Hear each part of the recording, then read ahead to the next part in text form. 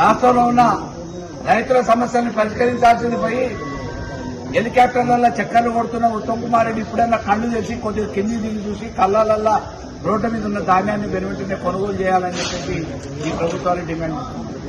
Jai Telangana, Jai Telangana, Jai Telangana, Jai KCR, Jai KCR.